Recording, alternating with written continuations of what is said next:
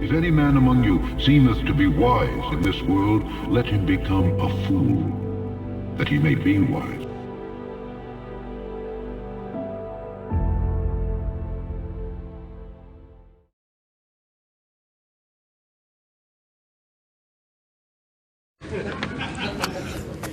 All right, how's it going? So we are going to do a presentation on the ether. Do not make it weird.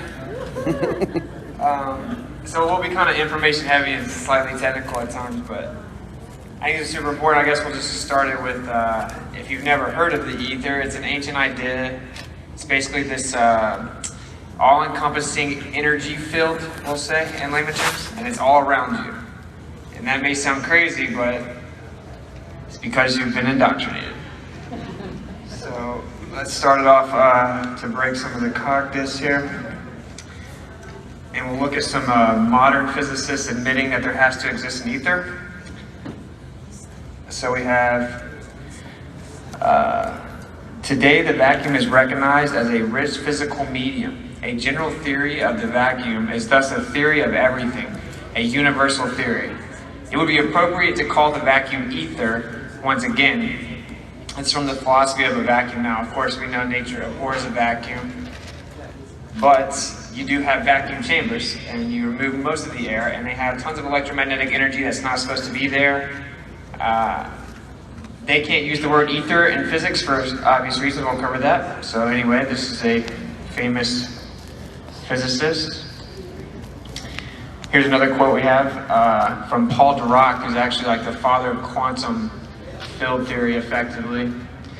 We have now the velocity at all points of space-time playing a fundamental part in electrodynamics. It is natural to regard it as the velocity of some real physical thing. Thus, with the new theory of electrodynamics, we are rather forced to have an ether. This is from like the 50s. You haven't been told this, and that should, most people in this room probably have found out that we were lied to about where we live. I would imagine almost everyone here, maybe there's some new people. Anytime you find out that you're not told about something and everyone knows about it that actually studies it, that should kind of raise your interest. All right, here's another quote. Investigations point towards a compelling idea that all nature is ultimately controlled by the activities of a single superforce. Thus, a living vacuum, the ether, holds the key to a full understanding of the forces of nature. And this is a very infamous author. If you guys have seen, maybe I covered geocentrism. It's on my YouTube channel. He's also in this. He's he's kind of a legend when he calls out heliocentrism. A couple more quotes here just to kind of break through how this is well known that there is an ether. Well known. All right, next quote. There are good reasons to think that the universe is a multi-layered, multicolored superconductor. That all four known forces can be brought together in a unified theory. That seemingly hopelessly different kinds of matter are just different aspects of one all-embracing stuff. I anticipate that the next few years will be a new golden age in fundamental physics. This is Frank Wilczek, and he won a Nobel Prize actually in physics. He's a professor from MIT. Now, this is 2008. He's definitely incorrect, right? Like, this won't be accepted. There won't be some golden age unless the people in this room are successful and we're able to make it happen. This is obviously very censored, but a couple more quotes and then we'll get into it. The word ether has extremely negative connotations in theoretical physics because of its past association with opposition to relativity. This is unfortunate because stripped of these connotations, it rather nicely captures the way most physicists actually think about the vacuum. Robert Lofton, Nobel Prize in Physics, is actually from Stanford. So, again, to clarify, nature abhors a vacuum. There's no such thing as a perfect vacuum, but we have vacuum chambers. And we can get like about 10 to the negative 6 of a vacuum chamber on the Earth, and that's very, very little air. There's way too much energy in that vacuum chamber. What that shows us is there's something outside what we perceive to be air. And this is a really big deal if you can wrap your mind around it. And hopefully I'll be able to kind of make it make sense to you by the end of the presentation. But he also said about the time relativity was becoming accepted, studies of radioactivity began showing that an empty vacuum of space has spectroscopic structure similar to that of ordinary quantum solids and fluids. Subsequent studies with large particle accelerators have now led us to understand that space is more like a piece of window glass than ideal Newtonian emptiness. Of course, emptiness does not exist, and that's stupid. It is filled with stuff that is normally transparent, but can be made visible by hitting it sufficiently hard to knock out a part. The modern concept of the vacuum of space, confirmed every day by experiments, is a relativistic ether, but we do not call it this because it's taboo. That's again Robert Laughlin, Nobel Prize. He's from Stanford. So people that actually study it know there's an ether. You can't call it an ether. It's like the bad word. It would be like saying, I love the devil in church or something. You you can't say the word, but it's well known that it's there. So, and in fact, actually, I don't know if you've ever seen this guy, this fuzzy-haired crackpot. His name is Einstein. He married his cousin, and then wanted to actually get with her daughter, and forgot to wear clothes and cross-dressed, and he did a bunch of crazy stuff. He was literally kind of crazy, but he's revered as some type of genius. He didn't come up with anything, of course, but even this fuzzy-haired crackpot knew there was an ether. He said, according to the general theory of relativity, space without ether is unthinkable, for in such space there would not only be no propagation of light, but also no possibility of existence for standards of space and time, measuring rods and clocks, nor therefore any space-time intervals in the physical sense.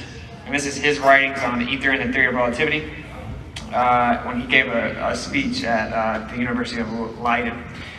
So, you obviously aren't told this. Like I said, I know most people probably woke up to where we live, but they told us that the Earth's a magic spinning cartoon ball in a vacuum, and that there's this thing called gravity, and then relativity is what explains gravity, and that's the bending and warping of space and time. And this is, of course, the guy that proposed it. You will never be told there's an ether, that there's electromagnetic energy being sustained in a background all around you, all encompassing, carrying emotions and thoughts and feelings and energy. And this would all of a sudden make things much more coherent and unified, and you would begin to take your power back, and they can't let you know that. But it's actually even simpler than that, why they can't tell you about it. It debunks the heliocentric model. We'll get to that in just a second. So this has been known about for a long time, even before this guy. If anyone watches any of my content, I'm not particularly confident in the reflection of history as we were told. I think it's been very garbled. But we'll just kind of rock with what we do know. Aristotle proposed the ether as the first element, or the fundamental foundation of all other elements, that all other elements were derived from. He correctly conceptualized the ether a dynamic process of rotation or vortex. Like I said, sometimes I'll try to get technical, I'll try to kind of convey it in layman terms, but Aristotle knew that there was a vortex within an electromagnetic background, and this was the primary element. So the air you breathe, the light that's incredibly bright right over there, everything that you see, it comes from a primary state. And again, we've been so indoctrinated, this sounds crazy or woo-woo or whatever. There's something that you don't see, everything you do see came from that. It's just like the only scientifically viable option that exists. And it should be perplexing as to why you've never heard that. All right, now here is, don't even know how to really say his name, is Descartes. He's a famous French philosopher, scientist, and mathematician, followed Aristotle in that he too considered the ether as the crucial component that tied all other elements together. However, being a devoted atomist, he postulated the ether was a dense medium of very small particles spreading through space, which is a very important part we're about to cover, the idea of atomism, which is effectively the death of all true knowledge. And then here is Isaac Newton. Hence, it is manifest that the planets are not carried around in corporeal vortices, for according to the Copernican hypothesis, the planets going around the sun revolve in ellipses, having the sun in their common focus, and by radii drawn to the sun describe areas proportional to the times. But now the parts of a vortex can never revolve with such a motion. So here is Newton, in layman terms, saying, since we have to believe the Earth is this tiny speck of dust and it spins around the sun, there cannot be an ether with a vortex. And so that's, of course, should be kind of eye-opening. The reason that people don't acknowledge that there's an ether with a vortex in it is because it debunks the heliocentric model for no other reason. There is no other reason. In fact, you can't explain anything that we observe in physics without acknowledging it. So this is him just point-blank saying, well, if I presuppose the Copernican principle, which is the idea that the Earth is insignificant and doesn't have a special location, because you're all, came from rocks, nothing special about you. then we can't have a vortex. And this is contradictory to even what Aristotle knew. And this brings us to one of the primary points here, which is atomism versus ether. So if I say, did you guys know atoms don't actually exist? You may think that sounds crazy. I'm the crackpot now, but there's no such thing as atoms. You've never seen an atom. No one's ever seen an atom. It doesn't exist. Atoms do not exist. If anyone thinks that they can tell me otherwise, I would love to sit down and debate you about it, because I would be amazed if you could offer some evidence. I looked into this. I was surprised myself. No one's ever seen an atom. You kind of like when you Google pictures of satellites in space, you see a bunch of cartoons. Same thing with atoms. You're just going to see a bunch of cartoons. It's because they're just a concept. The ether is basically, it has a spiritual undertone, right? Like there's this metaphysical and immaterial realm around you that is outside the material world. Now, anyone that can even apply basic logic knows that this earth couldn't exist, even if it was a tiny speck of dust that defies physics, without there being something outside of it that put it here.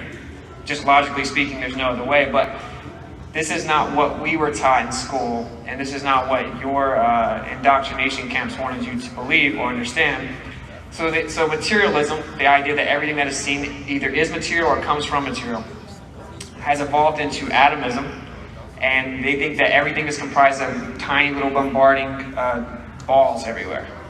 They're obsessed with balls, from the small scale to the big scale. It's pretty cool. So here's the best picture I could give of an atom, and it's a cartoon. Kind of like all the pictures of the Earth being a ball. Just cartoons. I think that's a pretty good sign that they're aligned. All right, so this is one of the primary points of this is ether and atomism are two different philosophies from the beginning and ways to interpret the world. One is everything has to be material, composed of little bombarding particles, because everything has to be made up of something that's in the material world. Ether is everything comes from outside the material world. Everything is a different version of what's outside the material world. And it's crazy because even like up here saying it right now, I know it sounds crazy to some of you. And just to show how indoctrinated we've been. So I'm hoping some of the technical specificity will help elucidate this. Okay, so this is Democritus. And as you can see, he looks like a super cool guy. And this is where you get atomism. I think it's a beautiful depiction of what atomism is, actually. It's ridiculous. All right, Democritus was a prominent figure in atomic theory. He theorized that all material is made up of atoms. He said that atoms were so small that they could not be reduced to anything else.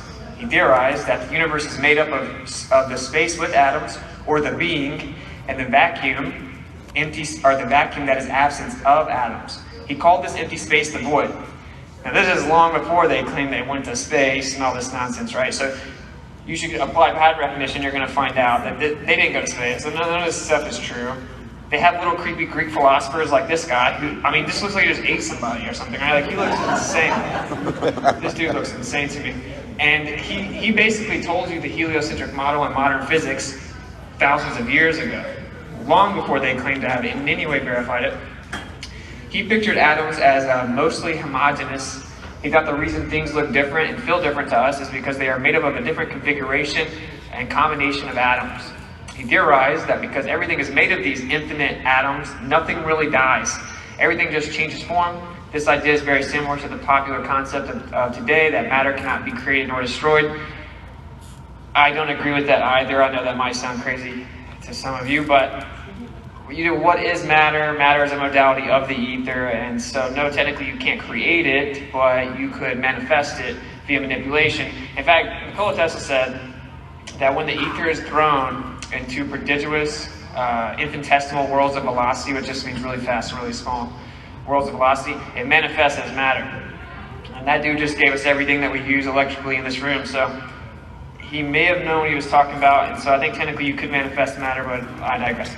Okay, Democritus said, he did theorize that motion has always existed. He said that the universe began with atoms moving, and all did not believe the universe formed because of a purpose. Of course he didn't, look at this guy. He only believed it happened because of necessity. He theorized that the void and the being were infinite and expanded in all directions. This is just what they claim the Big Bang is. This is thousands of years ago, though, so what a coincidence. He also believed that there had to be infinite other worlds that consisted of atoms. Very profound, Democritus. So this is where it all started. This is the idea that everything, that's what atom means, right? Indivisible. That's what it means, its etymology.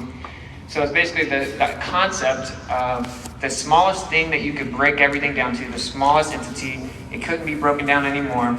And it went into this idea that, well, even the Greeks back then, we become so deluded as a society, people actually think it's somewhat viable to think that there's no creator.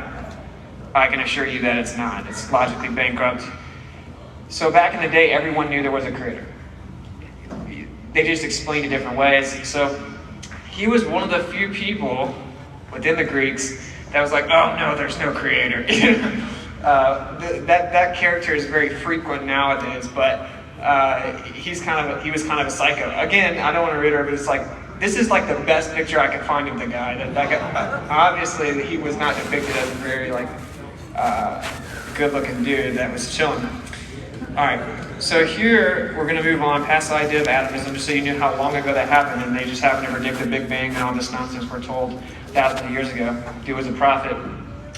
So this is an ancient Vedic representation of ether physics. Is what I put. So if you look at, and we'll cover this a little bit more, but if you look at the turtle at the bottom, this represents time. Now, a lot of people maybe as followers are like, oh, let me guess the Arizona turtle, and they try to make fun of you. That's a depiction of time. That's what time meant. That's what the turtle represents, time. And actually, you can actually use the back of a turtle shell, and then you can, get the calendar. I don't know if you guys know about that, but. So anyway, that's what that represents as time, which is basically where everything derives from. You're going to see two different types of motion in here, right? And we're going to cover this more in depth. But you basically, centrifugal motion, right? You have the inside of a donut and the outside of the donut, the hyperboloid and the toroid. Two different types of motion moving together. As one moves, the other one moves the other way. They move together like two sides of the same coin. I'm going to try to really make this make sense by the end of the presentation. But anyway, this has got the central source on time, and then you have the two opposing motions. And this is from thousands of years ago. This is ether physics. And not just like, oh man, let's just make something up. This is like a very accurate representation of ether physics. Now, I don't agree with everything that the Vedic texts say or anything, but my point is just that this is a very ancient concept and it's been known for a long time. All right, a few more quotes here. Or that's not a quote actually. You may know who James Clerk Maxwell is. He came up with some very famous equations, Maxwell's equations. Famously known for his 4 equations explaining the behavior of electric and magnetic fields. He properly understood light. Now this is my take, right? I'm giving my take in this presentation, of course. Fight me. So he probably understood light and magnetism were nothing more than a process. I think this is maybe a good time to kind of. So like when you look at the lights, it's not, that light isn't like some entity. It's just a process happening. If you look at it like, we'll get into this, like atoms and electrons and protons and photons, there aren't little balls, there aren't like little physical entities, it's just processes happening. We're just experiencing something happening. Basically, light is the illumination of the ether, but we'll get into that. So anyway, he did understand this. He knew that lighting and magnetism were nothing more than a process, specifically a process of induction. So if you were to induce energy into something, we can say in really crude layman terms, absorb. So he understood that. Induction is the perturbation of a medium, so disturbance. If I jump in a pool and I wave my arms around, I would be disturbing the pool, right? So that's what a perturbation is. Something you have to have a medium to perturb, right? So he understood that. But however, Maxwell assumed ether permeated space and that light must move through a medium. Now, a lot of people that push the ether today, they still hold this to be true for some reason. Light does not travel through anywhere. This is this is a bit more of a technical presentation, but he was correct about the fact that light and magnetism are processes of induction, that the perturbation of the medium itself, the disturbance, the vibration, the oscillation, whatever you want to call it, is what gives you the magnetism and the light. But he thought the light was traveling through space, quote unquote, or the ether. this isn't true, this is not what happened, light doesn't travel. Now it sounds crazy, right? Like when the lights are off and it's dark and then I turn it on, the light travels, Austin. It doesn't travel, the light's already there. We'll get into that in a second, but this all stems back from what we just covered with atomism and materialism, and it's the idea that everything has to fit into these material confinements you give them, which means you have to be able to count it. Cartesian measures, like you have to be able to say, oh, there's this dimensionality of it, or blah, blah, blah, blah, blah. This is what has basically rendered all modern physics futile, and basically made it stupid. And I would venture out to say that the people that are in the know of where we live certainly don't adhere to such insane philosophy. All right, so some of you guys probably have heard about this. But Michelson-Morley's experiment, often referred to as the most famous failed experiment ever, signified a major shift in physics as we know it. However, both Albert Michelson and Edward Morley both applied the same lethal assumption: an ether filling space in which all things travel through. Now again, it's not even a popular take within people that know there's an ether, but I'm quite confident in this. Ether doesn't fill space. Space is not a thing. There is no such thing as space. It's a concept. There's not some magic thing called space that fills the whole world and then everything fills within that. It's not real. That doesn't make any sense. And all the evidence is contrary to that, and things don't travel through it. So, well, some things could be right. I could throw a baseball through it, but he's making the assumption that light and magnetism, etc., travel through it. So did Michelson-Morley. So I'll briefly cover what Michelson-Morley is in case some people don't know. Let's see if I can play this here. So they shot light perpendicular to one another. And as you see here, they expected, well, let me kind of explain it.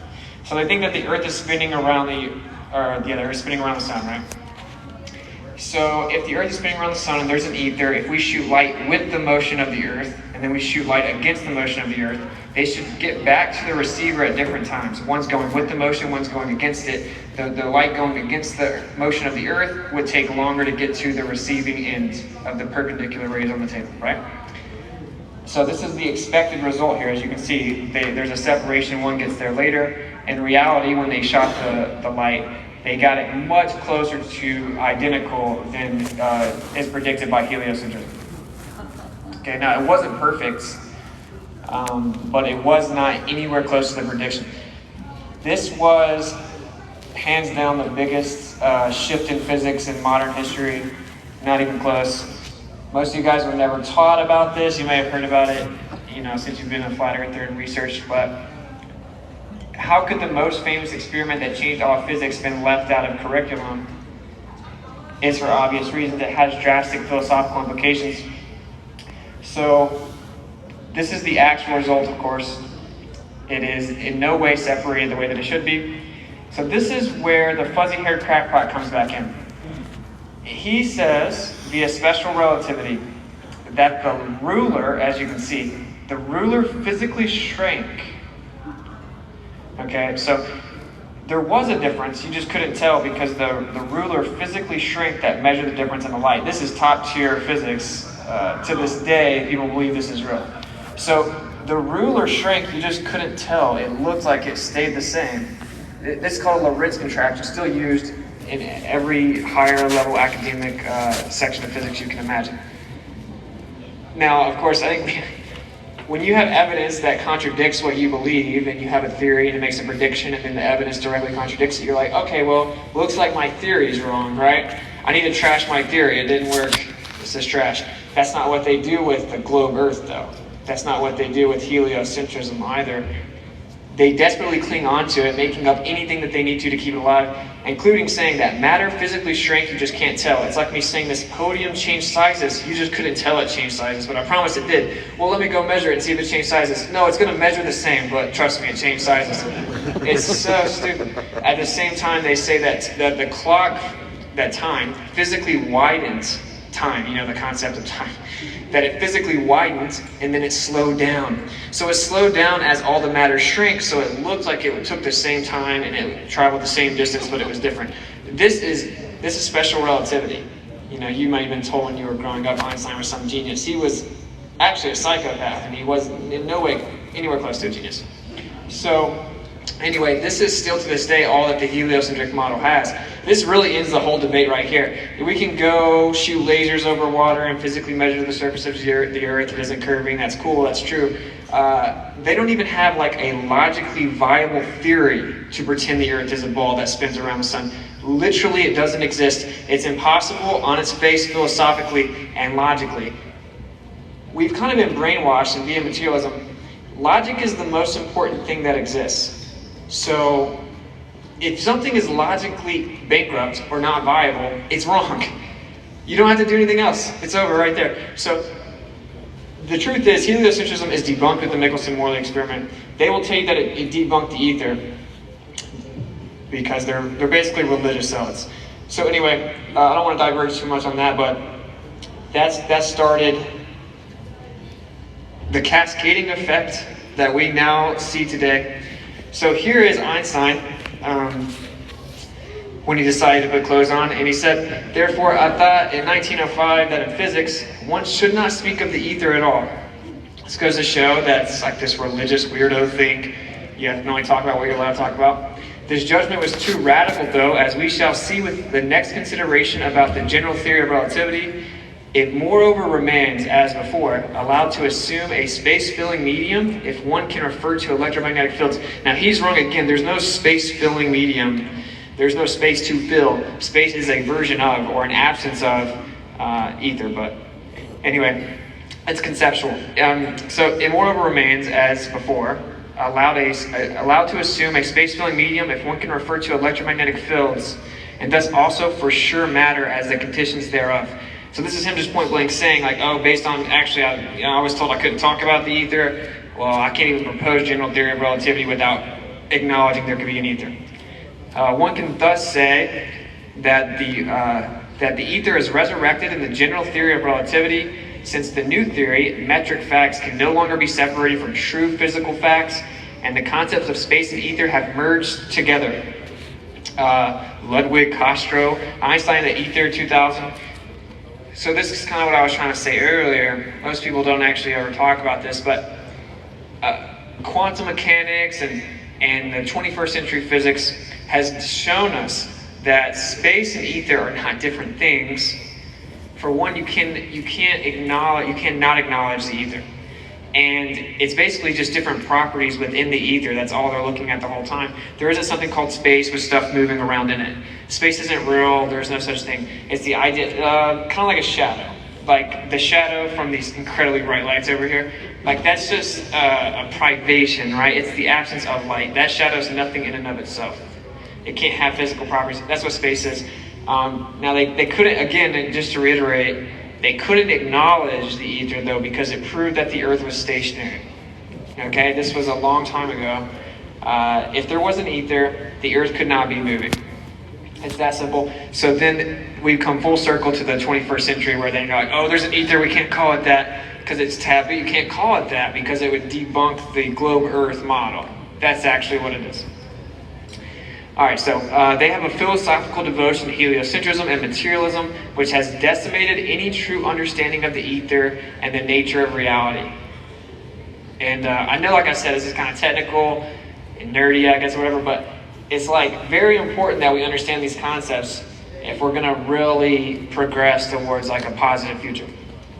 All right, so what is the ether, Austin?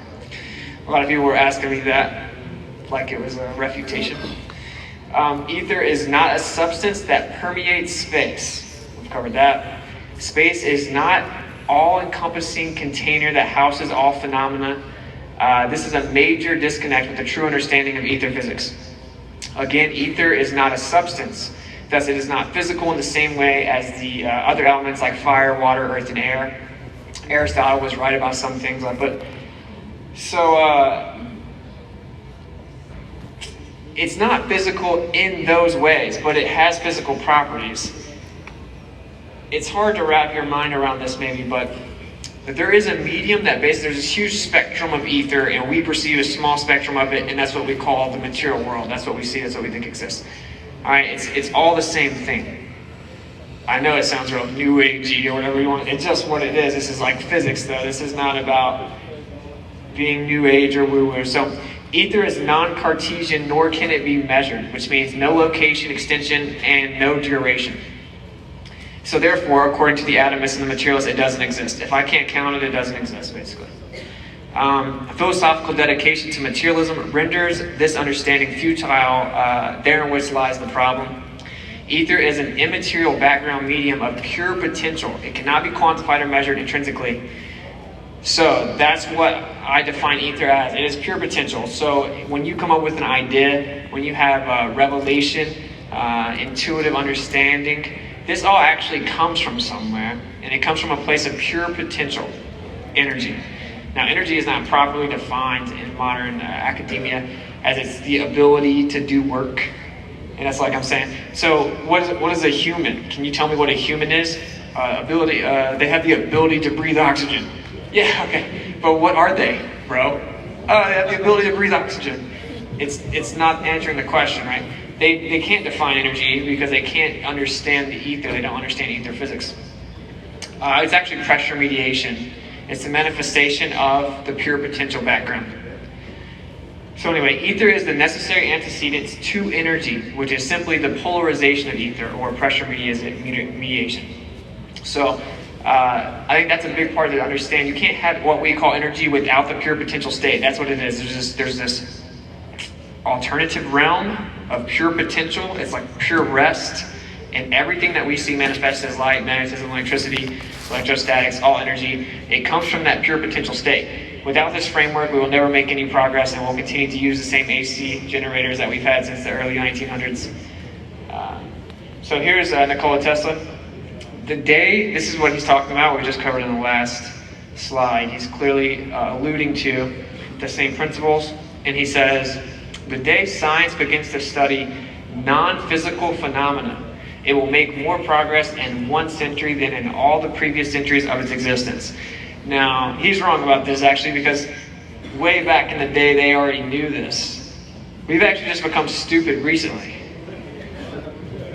Maybe 100, 200 years, we've really become stupid. Now, they prop up these figures as if they were ahead of their time, and they came up with these ideas, and they've been doing that for hundreds and hundreds of years. But they were minorities at the time, and they were stupid, and now they're propped up as if they're smart, and now we're stupid.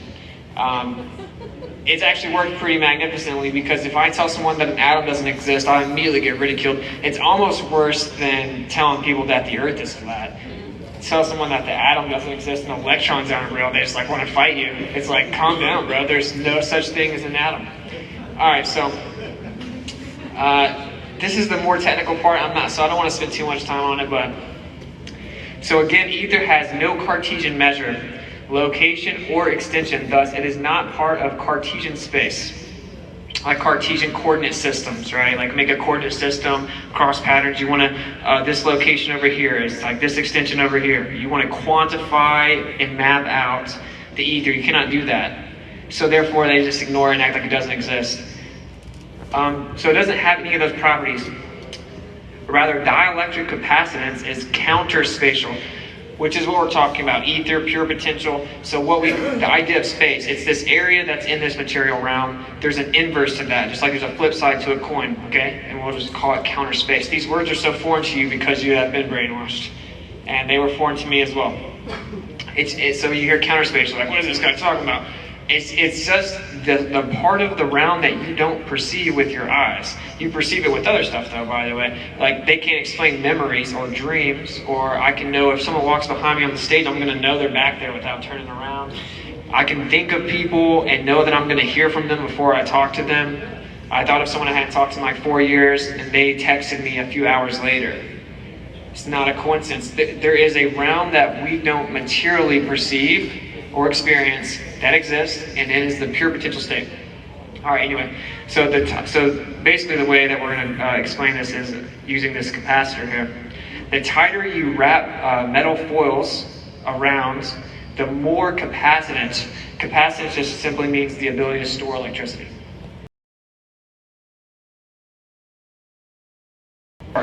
Yet it is the dielectric, or the insulators like glass, air, etc., the medium in between the wires that actually carry it. between the metal foils that store the charge. The less space you have between, the more storage capacity you have in counter space. Now, I know that sounds like kind of complicated, but I got you, trust me. So capacitance is maximum units of dielectric induction a material can absorb before discharging. The metal is not where the electricity is, it is what contains the electricity. So I got a simple little analogy here. You see these beautiful cows here? It took me a while to find some that didn't have tags on them, I think. But anyway, the wires aren't the cows or the energy of the cows. It's what keeps the cows in. And if I the sheep, if I move the fence in more and more and more, if you have like less area of that energy to basically dissipate, that's what gives you more energy, right? So we are taught that the fence stores the energy, but the fence is just keeping the cows in, right? It makes the energy, it closes the amount of room it has for the energy. Basically, it creates more potential energy in counter space, the less actual space you have in the material world. I hope that makes sense, but basically what I'm trying to say is we've been told that basically you wrap it around the capacitor, and based on it, like, because this is used in all circuitry to do everything that we do, by the way. It's like, well, just because the metal carries it, now there's more metal, there's more wire there with it. It's just that you're creating less space in between the energy, and it's coming from the ether. I hope that made sense. Like I said, I didn't want to talk too much about this because we could do an hour on that. All right. Now here is Charles Produce Steinmetz. You've never heard of him. Arguably smarter than Tesla, though. Actually perfected his generator. He said, many textbooks speak of the electric charges on the conductor and the energy stored by them without considering that the dielectric energy is not on the surface of the conductor, but in the space outside of the conductor, just as also is the magnetic energy. This is him in electric charges or discharges, waves, and impulses. If anyone is interested in this and is kind of a nerd like me, definitely encourage you reading that book. That's basically him. So I'm going to try to explain this without being too technical and dry. So here you have a depiction of like basically power lines. So the dielectric that I'm talking about is interchangeable with the word electrostatics, so everyone can understand it. If I scoot my feet on the ground, I shock you, electrostatics. That's actually dielectric discharge. The dielectric is the blue and the magnetic is the red. So the dielectric is the inverse or negation of force. It's convergent. And then magnetism is the force or the loss of the dielectric. It is divergent. So dielectric is voltage and current is magnetism. Or magnetism is current. So I hope this makes sense, but basically everything is about this. Everything is about the dielectric and the magnetic are two sides of the same coin. You can't have one without the other. They try to define them as different things, and they say, oh, look, there's this many electrons over here, and like, oh, we're matter and we're virtual photons. But it actually sounds really complicated to you right now, but if you can, once it clicks in your mind, it'll make sense. I don't think that I'll be able to make sure it clicks for everyone right now, but it takes people a while to grasp this. I hope that the depiction here kind of makes sense to you. You can't have the blue without the red or vice versa, simply what it means. And this is going to get into where we live. It's very important. But again, that could be a whole nother hour. All right, electricity is a circuit always comprised of the conjugate dielectric and magnetic. This is maybe the last really kind of technical term-filled slide. Electricity is simply the coherent hybrid modality of the dielectric and the magnetic. Electricity is magnetism and electrostatics or dielectricity together coherently. That's what it is. You can't have one without the other. The application of ether physics denotes magnetism as the loss of dielectric energy. Like I said, this is what's so hard about this. It's similar to when we found out about the Earth. You had to start to learn everything again, right? And it gets overwhelming, and you're like, oh, bruh, I'm out. Like it's everything, right? It's like everything in life about the Earth you have to relearn. And it's the same thing with the ether, or electricity, or physics in general, because this is a different framework of physics. It's ether physics. And I know not everyone wants to devote their time, but I know there are some people in here that are really smart, and we definitely need to try to adopt this as a community so that the younger children growing up will have a proper framework. So the next little Nikola Tesla, doesn't get brainwashed with bombarding electrons and then can help us out as a society. I think this is very important. I'm pretty passionate about it. So magnetism is simply dielectric acceleration. check you guys out. So the loss of, or magnetism is dielectric acceleration, so they say, magnetic attraction, but it's actually just dielectric acceleration. It's accelerating towards the counter space. Basically, if I move my hands around like this, it's going to create pressure mediation in between it. It's going to want to move, something put in between that is going to move towards the center where the pressure is mediating, where the least pressure is. That's what magnetic attraction is. It's moving towards the null pressure point. Anyway, it would take a while to fully explain all this, but magnetism is actually dielectric acceleration. The loss of potential or dielectricity results in the creation of dimensionality, which is where we apply dimensions to things, where we perceive them in the material world. It's the loss of that potential, that pure potential, and dielectricity. Of dimensionality, time, and motion, magnetism is force and motion. Space is grossly misdefined within modern atomic physics. In reality, space is simply a modality of the ether. Modality just being a fancy word for version of. Space is just a different version of the ether. Everything is actually, like literally everything. You can't name anything that's not. As we covered earlier, space does not permeate or travel through, or I should say ether does not permeate or travel through space. Space is just a version of the ether. The inverse or conjugate relationship just means, like the inverse reciprocated geometry, conjugate relationship of dielectricity and counter space manifests as magnetism in space. Dielectricity is inertia and acceleration. Like I said, that one's just kind of really technical. Some people may kind of know what I'm saying, and hopefully I'll just put the presentation out. You can look at it. All right, now this is one big thing that I wanted to cover. So there is this. Oh, Austin, you're so crazy. There's no such thing as positive or negative charge. Yeah, no such thing. Doesn't exist. There are no positives floating around in the air, and there's no negatives in nature. What does that even mean? Just think about it. It doesn't make any sense. How can something be negative? How can you have something that's negative? That doesn't make any sense. It's a mathematical construct, okay? That's it. This is why we haven't made any progress in like a century. No one understands it. You're in high school or maybe middle school, and they're like, oh, the electron, negative charge. And you're like, okay, that doesn't make sense. That doesn't make any sense. We use it for purposes of convention and it's convenient or whatever, but this is why we're not making progress. People don't understand it. So there's no such thing as positive and negative charge, as in there is no negatives in nature. These are terms derived from atomistic confinement and the need to quantify. There is no such thing as positive or negative charge carrying particles. What is falsely called positive and negative charge is charging and discharging. Okay, so it's just an action, it's a process. Again, this is what I was trying to explain earlier. Instead of looking at it like it's some entity and we have to describe it, give it a name, and count it, it's a bunch of different processes. It's different processes within the ether. Okay, this is charging and discharging. So if you wanted to count it or describe it with math or try to quantify it, you'd have to call it something. So they call it positive and negative. You can ask any physicist that's worth their weight in anything, and they'll tell you that you can flip positive and negative and it doesn't change anything.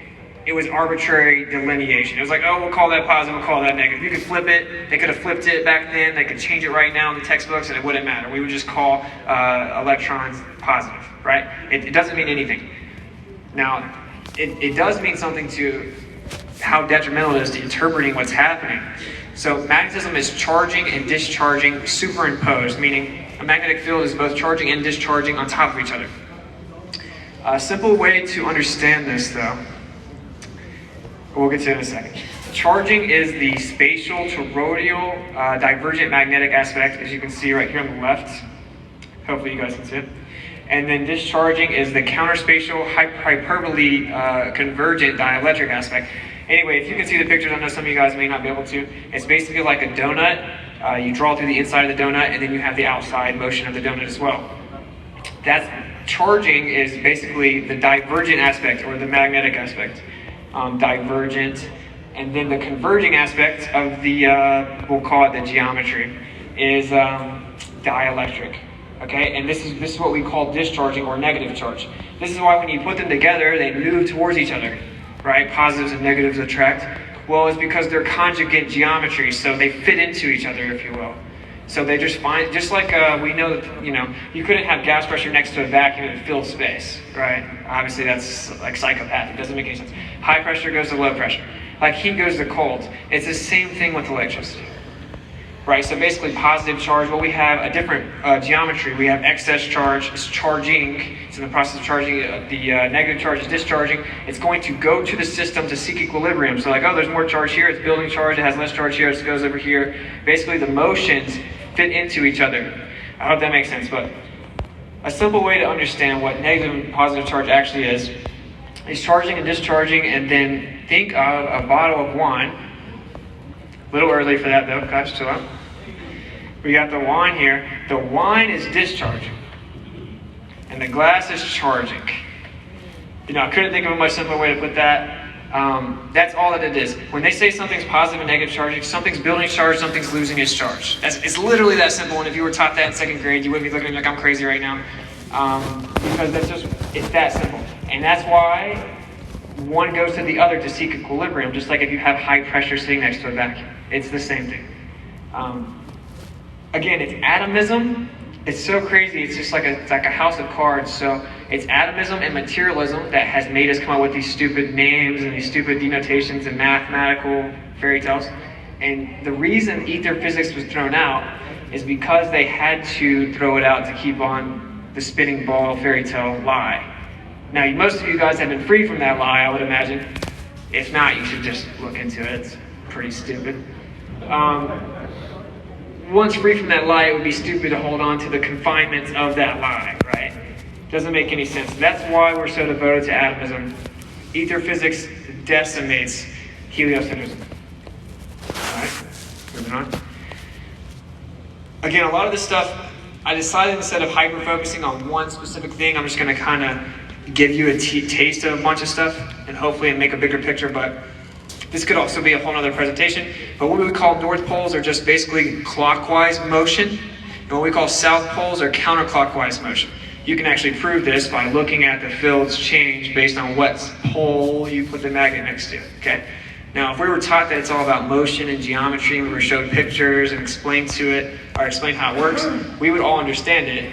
We would certainly not be paying utility bills. All right, so I think this is I'm gonna play Richard Feynman, hopefully the sound works, to kind of understand the lunacy of all this. I think I have a little bit of time. So, it's like a 7-minute video, and it's Richard Feynman. If you ever heard of Richard Feynman, he is like a very famous physicist. He's like revered.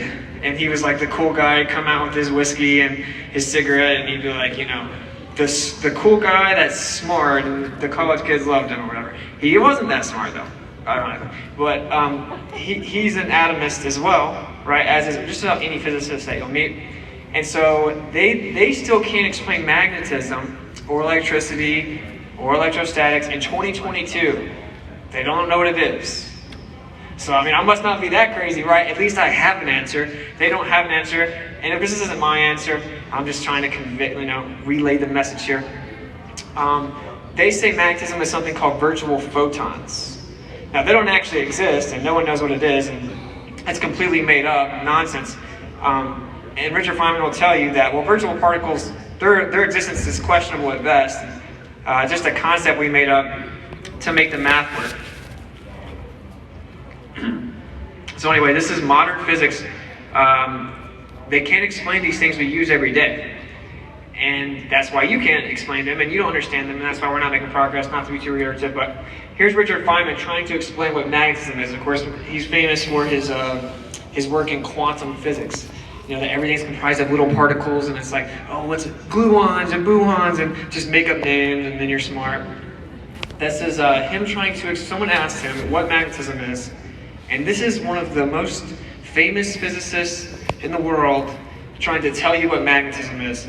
And this should be eye-opening to you as to how poorly defined, if you can even call it that, he responds to this question. Let's check it out.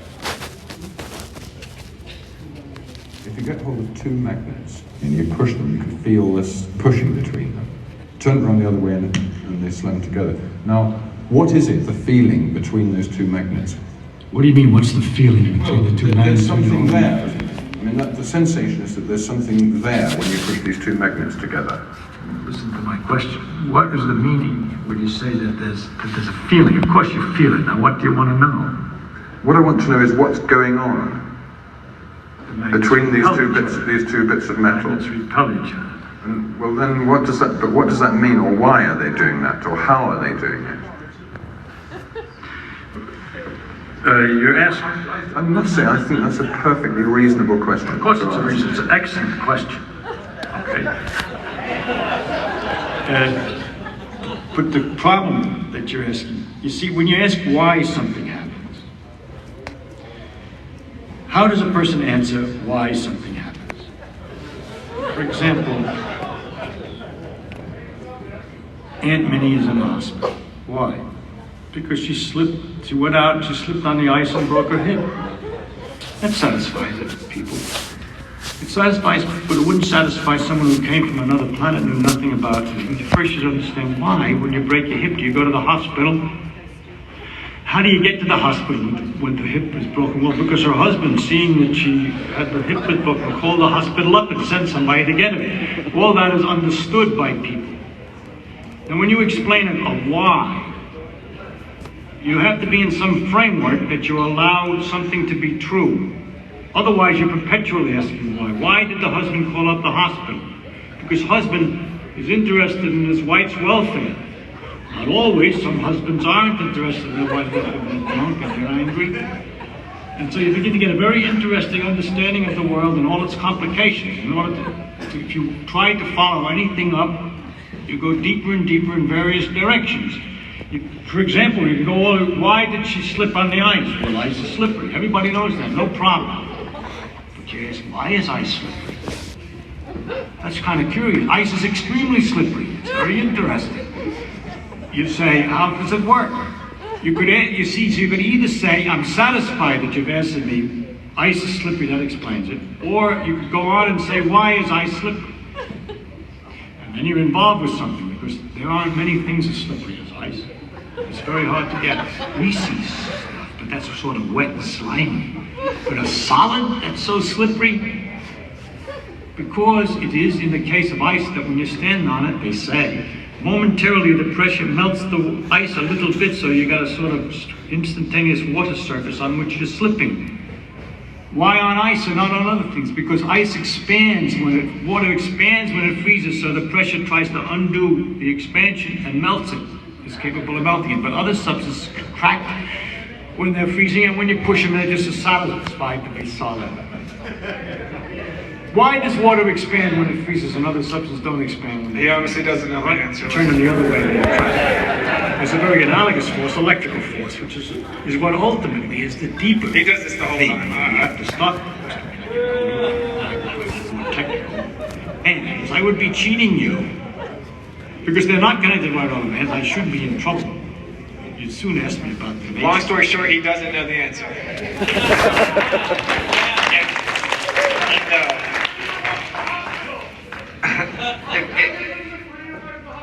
Yeah, exactly. If you've ever debated a baller, it's very similar, right? When they don't know the answer, they're not going to say they don't know the answer.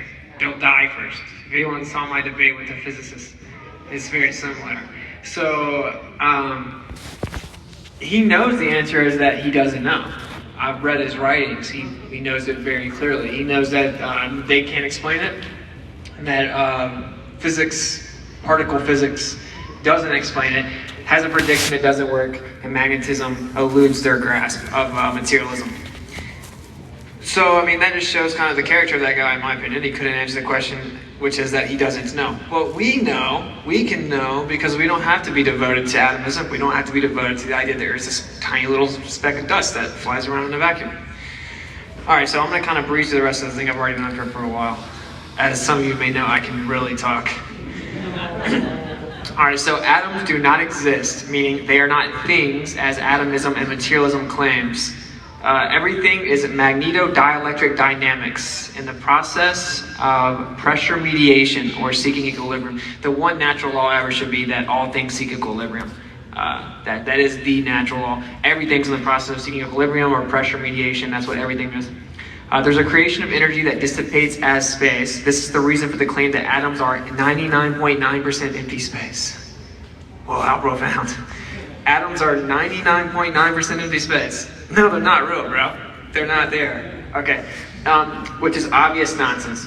This space is a process of what is being not done, not what something, or what is being done, not what something is. Magnetism is the fundamental force of nature, centrifugal dissipation of inertia. Like I said, there's no way, we have to be here for 5 hours to fully explain some of it. Thus, force in motion. Space is not a thing in and of itself. It is simply a privation of the ether, like a shadow of light. A privation, of course, cannot have physical properties. This is why Tesla famously said, "I hold that space cannot be curved for the simple reason that it cannot have physical properties." All right, now we're going to cover a couple misdefined terms. I'm gonna do it kind of quickly, so I love you guys. Sorry. Light is not a duality, as in a particle and a wave. That's nonsense. There is no such thing as an emission of light. You might shoot a laser and think you're emitting light. You're not. That doesn't exist. Light does not travel from point A to point B. I know it sounds crazy. Like, I shoot a laser, I can measure distances. It doesn't travel. I promise. It's already there. All evidence shows us this. So intrinsically, it does not have a speed. What is incorrectly called light is in fact nothing more than illumination of the ether. Okay, this is important to try to grasp. We call it light, but actually it's nothing more than the ether becoming illuminated. Light is an ether perturbation or disturbance in the ether, the medium that is the ether. And there's a particular spectrum within the ether disturbance that is perceivable. We call this visible light. A property denoted as illumination. Light is not a wave either. As a wave is not what something is, rather is what something does. I can wave my hand, I can't hand you a wave, obviously, right? So I need the water to make the wave. Very simple concept. So light can't be a wave. This is like top tier physics, right? I mean, it's so stupid to me. All right, so light is not a wave, as a wave is not what something is, rather what something does. The wave-like properties of light is nothing more than a position and magnitude in time, not space. Not magnitude and direction in space. It has no direction, it doesn't travel. This would change the world if we knew this across the board. This fundamental misunderstanding is a requirement for the absurd claim that the Earth flies around the sun. Special relativity claims a constant speed of light and traveling from point A to point B, obviously, to have that constant speed, because there are relativists, even moral relativists, you may find. If everything is relative, you have to have something for everything to be relative to. They chose light. That means light has to be constant, has to be absolute, so everything can be relative to light. That's to save the globe. Light is invisible. You're crazy. There's nowhere in the whole world that doesn't have light. Literally, the darkest part of the ocean, the darkest cave in the world, there's light there. You can't get rid of light. Light is everywhere. Of course, light is not just the visible spectrum of what we call light, but what light actually is invisible. And what we call light is nothing more than illumination. Illumination is what is visible. That's just a certain version of the background medium. That's what light actually is. It's already there, it's all around you, it is the ether. You know how they don't understand the double slit and all this other nonsense? It's because they don't understand light. Light is a dielectric longitudinal coaxial circuit with transverse electric and magnetic field modalities. Basically just wave-like properties of the electric field and the magnetic field. It's just longitudinal, meaning it goes in a longitudinal line, and it's not, I guess you could call it instant, but it's just already there. So, we could definitely talk forever about the light. All right, so next, the electron does not exist, obviously, if the atom doesn't exist. Now you may want to, I encourage you to go find pictures of atoms. They're not, they use motion sensory, they use contrasted images, and they're CGI rendered images, very similar to the ball Earth. The electron does not exist. There's no such thing as a negative charge carrying particle of a matter called the electron. If it's claimed to be like 100 million times smaller than the atom. So if you can't prove that, I can assure you're not proving the electron. It's just another convention built upon the materialistic need to quantify all things. J.J. Thomson, who discovered it, said it was nothing more than the terminal end of one unit line of dielectric induction. Or simply, if you laid two lines of spaghetti over each other, and then I pointed to the where they cross, and I'm like, look, there's a little ball there. You'd be like, you're crazy, bro. No, it's just spaghetti. it's where they cross. It's where two things cross. Same thing as a photon.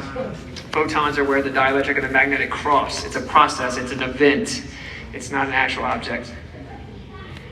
All right, so they claim that they see electrons in electron microscopes. If you can see here, actually it uses the electron gun, which is just a dielectric discharge, or electrostatics. You give your magnets, and it focuses it. Now, if electrons truly were were charge-carrying particles of matter, or autonomous corpuscles, meaning like corporeal or material, you could use them to probe any material, but this is not the case. Every non-ferrous material needs to be sputter-coated with a metallic surface that can break and reflect the incoming lines of induction. In the electron microscope, the lines of induction are called electron beams. In reality, the electron microscope is nothing more than an electrostatic reflectance imager. If anyone's ever heard me talk, I'm like, everything that exists is electrostatic. It is the key to all things, pretty much. You figure out electrostatics, you'll figure out where you live and the true nature about it pretty quickly. We'll get to that in just a second. I'm going to start going faster. I apologize. Already in 1900, Steinmetz called the notion of a charge-carrying electron prehistoric. He said, unfortunately, to a large extent, in dealing with dielectric fields, the prehistoric conception of the electrostatic charge, the electron, on the conductor still exists, and by its use destroys the analogy between the two components of the electric field, the magnetic and the dielectric. This makes the consideration of dielectric fields unnecessarily complicated, which is why I know it's like I'm speaking a foreign language, some up here, but it's because we were deceived. Time and space, it is not nature which imposes them upon us. It is we who impose them upon nature because we find them convenient. Space and time are just concepts. They certainly are bending and warping, I can assure you. All right, so here is Tesla. Nature has stored up in the universe infinite energy. The eternal recipient and transmitter of this infinite energy is the ether. The recognition of the existence of ether and of the function it performs is one of the most important results of scientific research. And that was a long time ago. We still haven't done anything about it. All right, now here I'm going to show you, this is going to wrap it up here. My battery is also about to die. So this is the plane of inertia in a magnet. All magnets have this plane of inertia. Well, we live on a plane, we live in a magnetic field, and that's why, because there is a plane of inertia through the middle of the magnetic field. You can prove it. I don't know where they would say the plane of inertia is on the ball. I've never had anyone ever answer that question. There isn't an answer. So electrostatic, all matter is intrinsically electrostatic, and it discharges in this form that you see right here. This is called dendritic Lichtenberg figures. This is all throughout all of nature. You have veins that look like this. We have geography that looks like this. You can see here we have different like water systems, of course lightning. Here is leaves, more geography. Your hearts look like this. Trees look like this. Everything in nature looks like this. Because everything's electrostatic, everything is finding its equilibrium or discharging to find its equilibrium to get back to the ether in its pure potential state. I don't know when this laptop's going to die. Magnetic declination is the angle between magnetic north and true north. Declination is positive when this angle is east of true north and negative when it is west. Anyway, we have a quadrupole on the Earth. This debunks the globe. Magnetic declination is positive when this angle is east of true north and negative when it is west. The Earth is clearly flat. There's literally no other way physically to explain anything that we observe, but it's deeper than that. You actually can't explain magnetism without ether. So, this was known about all the way back in Siberia, predating Sumer, Egypt, and India. This right here means realm where time is, and the realm where time and space is not, also known as the ether. They knew about this thousands of years ago, and with specificity. Here it is depicted by Da Vinci from a work from Luca Pacioli, don't know, in 1509, where it's the concept of space versus anti-space. And then here's the ancient Vedic picture I showed you earlier, and they called it the churning of the ocean of milk. Okay, and this is a decently accurate depiction. I do have a charger, but is there a plug? We might can make it. We might can make it. So this is where you live, this little yellow line through the magnetic field. It's a toroid, and you see the flower of life here. That's why you see in all nature. All nature is electric and magnetic, and that's why you see this very pattern in all things. Here's another depiction of the magnetic field. I'm pretty much done. We're going to make it, I think. We have faith. So here's the summary. We are kind of getting slow. Everyone's seen this. All right, the time lapse of the star trails. Oh, check them out. You guys are legends.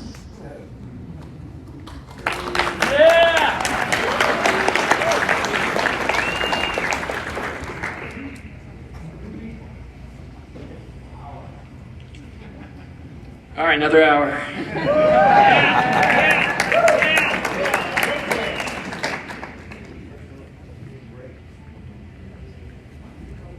All right, cool. We are pretty much at the end anyway. So everyone's seen the star trails, right? We've all seen it. They say the Earth is spinning, and that's why you see it. Obviously, that's stupid. But the question is, oh, did it really just die anyway? It did. Anyway, I'll just, that's hilarious. How did that happen? All right, I'll just wrap it up anyway.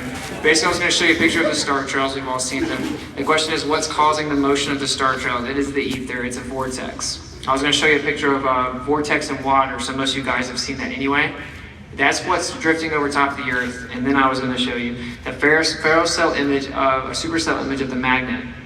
If you look at that, you will see that that's where you live. So very simply, there's a vortex, like if you think of a tornado. It gets tighter at the bottom over top of the Earth, and this slightly drifts over top of the Earth. It's a vortex. This is the only form of motion that we actually can prove exists, basically, in the form of any type of perpetual energy exchange. So simply put, there's a vortex of energy over top of a stationary plane Earth, and it's an all-encompassing energy field. And everything that you experience, certainly when it comes to energy, comes from this energy field. If you at least begin to understand this, it does have spiritual implications, but I'm not here to preach to you today. Maybe next time. Yeah. Just know that you're much more powerful than you think that you are. And this isn't like me just saying like some woo-woo thing. Scientifically speaking, there is powerful, pure potential all around you, and you can unlock the power. And you could basically learn to communicate and tap into this power. We need to figure out what's really going on and what the proper application of ether physics is, and this will unlock the future. So, in conclusion, there is a vortex of motion around you tied to the sky of the Earth, is what we detect with any type of precession on the Earth, and moves everything around us in this intricate clock. And if we can tap into this ether field, we will be able to basically have the elite tumble for good. So that's the conclusion. Thank you. Thank you, Austin Witsit. Excellent.